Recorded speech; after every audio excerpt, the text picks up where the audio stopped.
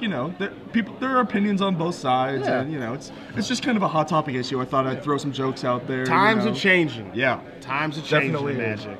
I mean, it makes sense. Like once you set the precedent that you know, you reprint anything can happen. Yeah, that you're reprinting them without the art. You can't then like be like, all right, the new Dark Confidant is Bob. Like, would you another? That'd be like Bob? the ultimate. Who cool is just like.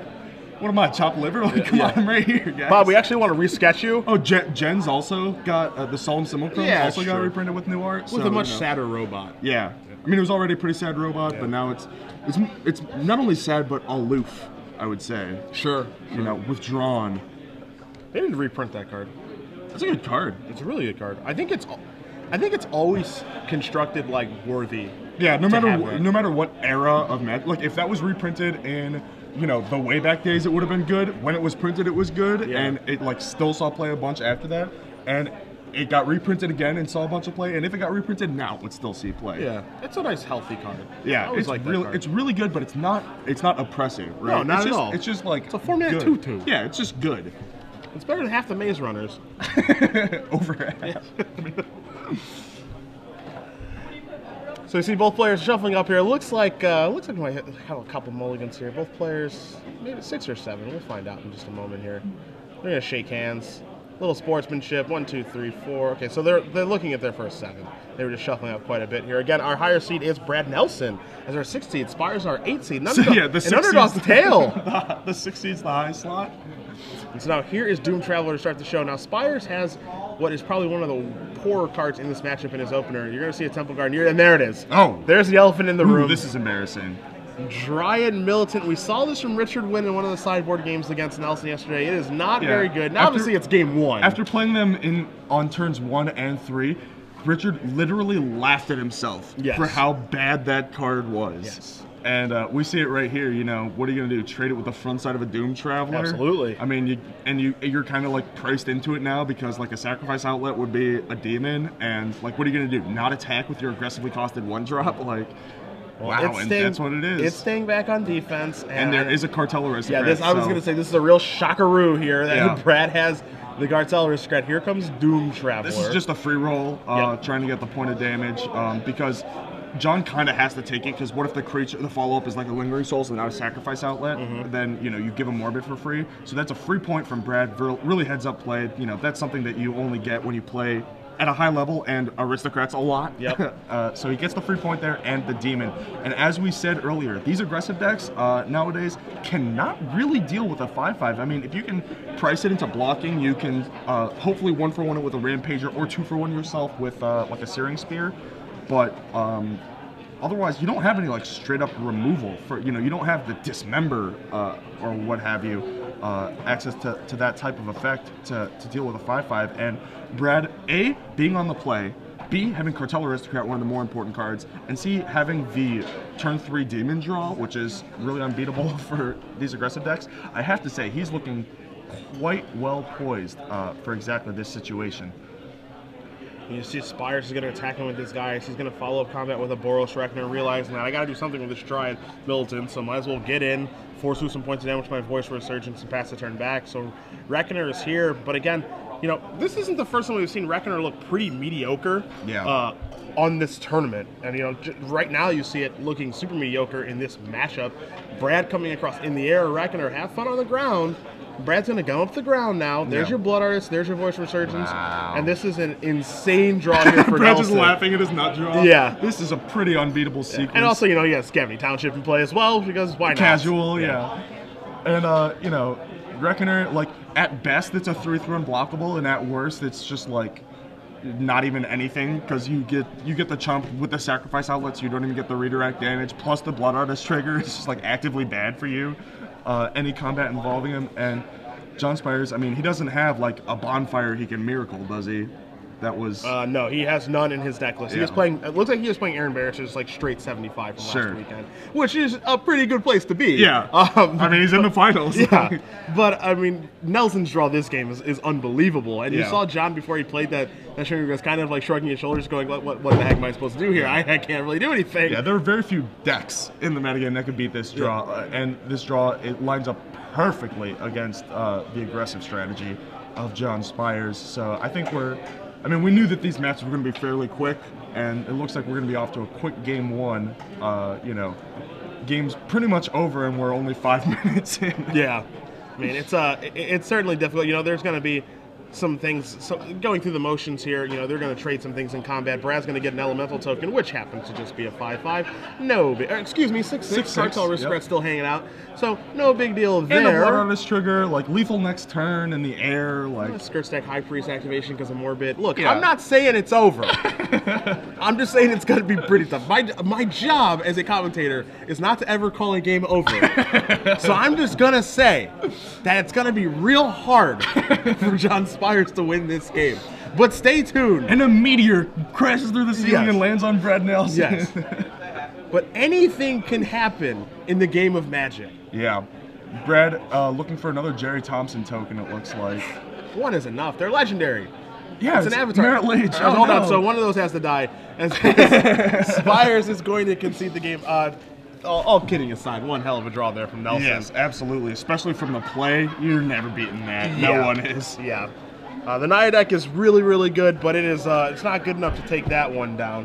As we are going to ask a year's worth of trivia now. Wait, did we announce our winner from the last one? I did. Okay, I missed that. That's okay. That's why I'm here. That's why I do what I do. Yeah. It's a year time. And you probably know the rules, but some of you may have just joined us. So I'm going to ask you a question. 12 months of premium, a full year. Well, you're probably going to read about a Brad Nelson article this week about this deck, maybe a Magic Online video. I don't know. Actually, I do know, because I can make him do whatever I want, so it's probably going to be a video. Puppets dance. It's probably going to be a video for you guys. But I'm going to ask you guys a question. Tweet your answer with the hashtag of SCG Premium. We'll select a winner after this match is over. And the question is, nice drum roll, in Brad's sideboard. He has a 2 of Planeswalker that I think we're going to see come in this matchup and have a pretty good effect. And if you're able to name that 2 of 4 mana Planeswalker, tweet your answer on Twitter with the hashtag of SCG Premium. We will select one winner from the group of winners. It is about accuracy, not speed. And we will announce the winner after this finals match is over, before we do after we do Crown a Champion, but before the winners interview. So, tweet away, my little nerdlings, as we are going to go over the sideboards here. Spires is going to be on the play, so we'll have the sideboards up on the screen for you guys momentarily. But what do we got? A couple Boros Charms, you know, Boros Charms number 3 and 4. We've seen them have pretty mediocre impact in these matchups, but like theoretically it's good. It has applications. Sure. I'm not sure what number you want. I don't think it's 4, but I don't think it's 0. Okay. So, you know, whether that number is 1, 2, or 3, you know, we'll see how he messes with those numbers. Mizium Mortar's one of the more important cards. Kills the High Priest dead. Yes. And Overload is actually a thing, since Brad does try and grind the game out long and gum up the board with a bunch of creatures.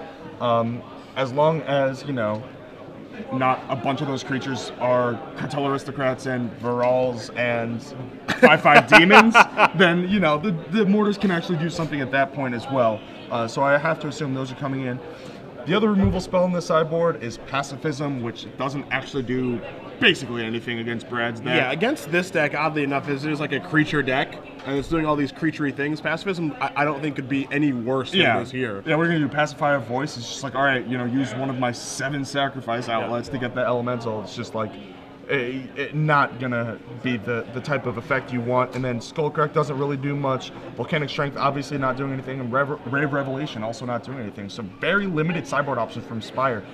After the Mortars coming in, I don't know really what else you can do. We take a look at Nelson's sideboard on the screen for you guys. We got 4 Deathrite Shaman, 3 Sin Collector, 3 Unflinching Courage, 2 Abrupt Decay, 2 Garruk Relentless, and 1 Appetite for Brains. I think those Abrupt Decays are certainly going to join us. That one's the obvious one. Yeah, that one's very easy. Again, we saw him. I think we saw him sideboarding Unflinching Courage against Richard Wynn. Actually, Richard Wynn sideboarded against him. Yeah. So yeah, it makes you wonder if he wants to sideboard in Unflinching Courage against Spires deck, where he does know that Spires has access to 4 Spears and 2 Boros Charms. Now again, I'm with you that he doesn't sideboard in Pacifism to try to one up an Unflinching Courage. I think Brad, I don't think that's a realistic thing that can happen because Pacifism is so bad here. So that's a leveling war that's just not even worth getting into. Yeah. So you know there are 6 ways for for Spires to make an unflinching encourage bad. You know, it just makes you wonder if Brad thinks that he wants to go that avenue or not. But I think we're also going to see Garrick Relentless come in here. Maybe it doesn't come in this game because he's on the draw. And it's a little bit better on the play. But I think, you know, if we do see a third game, we might see that come in. And as we saw earlier, Brad has boarded in Sin Collector a lot against these decks. Just to get the information. If he does snag a card, it's great. If he doesn't, it's no big deal. But information to figure out how he's going to apply a game plan has been invaluable for him over the course of this weekend. Yeah, you wouldn't think of Sin Collector as a card to bring in against these Naya decks, especially because they only have, you know, 10 to 15 cards post-board that it can actually hit. But, you know, it's not a matter of collecting sins as much as it is inspecting sins. You know, you just want to see what's up, whether you have to play around Spear or Rampager or Boros Charm or some combination of those. You know, playing around those types of cards and how to sequence your removal. Like, does he have a Reckoner or is it just a Voice? You know, what have you. Knowing how to sequence your removal is really, really important. And if you happen to hit like an Advent of the Worm, there's just unbelievable value. And the 2/1 body, while not, you know, it's no Viral's the Scar Striped. It's not, you know, it's not gonna single-handedly win the game for you. We have seen it take down like the backside of Strangleroot Geist, the front side of Voice of Resurgence. It has tumbled before. So I would not be surprised to see Sin Collectors coming in once again for Brad. He does like them in this matchup. Now, if you're Spires here, the thing that you want to do outside of sideboarding on Dried Militant, which I hope he finds that after that interaction game one, is that, you know, again, he just wants to get off to an aggressive start here. We have seen Brad play against Naya multiple times this weekend where he's kind of on the back foot and he has trouble stabilizing. We saw Joe Panaccio actually defeat Nelson during the Swiss. And again, if you let his deck stabilize and start getting up to its little antics with Varls and Blood Artist and Surstech Hyperbeast and everything, there's no coming back from that. So you have to just keep pushing him over and don't ever let him get set up. And now his creatures, Spires creatures, are big enough to make things difficult on Nelson, but he needs to get off to a fast start. He has to have, you know, hopefully experiment one on the opening turn to the game into one of those 2 drops, Strangleroot Geist or Voice of Resurgence, into one of those awesome 3 drops, and just keep knocking him over. You know, when we watched Nelson versus Panaccio, one thing we kind of saw was Panaccio was just taking his guys and literally turning them sideways every turn. Well, games 2 and 3. And he won those. The one game where he tried to get fancy, kill Sorin and whatnot, he ends up a couple points short. And in a game that he very likely could have won had he just gone to the Dome. And we saw that with Richard Wynn as well. You know, he could have had the higher board presence and the more aggressive board, but chose to sort of exchange resources with Brad, which, you know, that's all Brad wants to do. Now you see Spires start here, no 1-drop, no 2-drop. That is and not I don't where you know wanna if he be. has a 3-drop. I know he has Advent of the Worm, but he needs to have a creature. This is not a good hand if you're John Spires. This is a hand that you had to mulligan. I see 3 or 4 lands. All I see is an Advent of the Worm here. And Nelson has, oh, what a surprise, Skirtstack High Priest, Cartel Aristocrat, and Doom Traveler. He has a 5/5 at will. It seems like he's doing this every game. The timing is upkeep here. And that is Brad is doing it correctly. You know, here's your unsurprisingly, 5/5. Brad Nelson, former Play of the Year, does the technical play with Aristocrats correctly. Does make a 5/5. John doesn't have anything. I mean, John kept a hand with no 1, 2, or 3 drops on 6 cards on the play. I honestly think you have to go to 5. I mean, obviously, now we would like to see 5 cards, but had he drawn a little better, maybe we wouldn't be questioning it. It's hard to say. You know, going to 5 on the play is really, really rough, but so is just not even having any sort of board presence. I would rather go to 5 on the play instead of not being able to play a game. Like this game, again, you know, I don't want to announce the game is over or anything because anything can happen. But I mean, you have Nelson casting Lingering Souls. He has access to another, you know, Skirtstack High Priest activation. I mean, yes, that's an Advent of the Worm. That's a great Magic card, but your opponent made a 5/5 on turn 3. You're making a 5/5 on turn 4, and Brad can make another 5/5 on turn 4.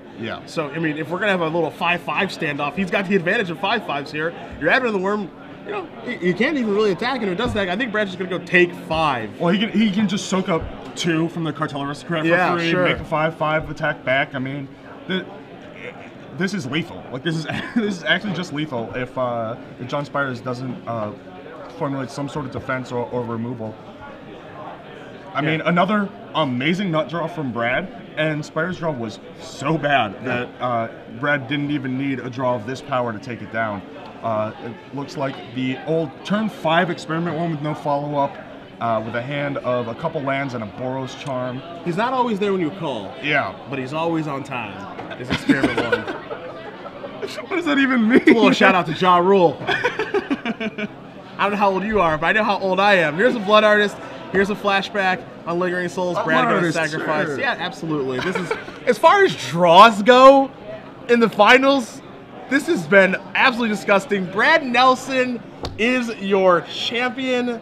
So we say that this deck is like a little underpowered and grindy, but when you get draws like that, Not back those, to back, not those games. I mean, those are like legacy draws. Like that's like a hard debate for some legacy decks. So I want you to know something. Last weekend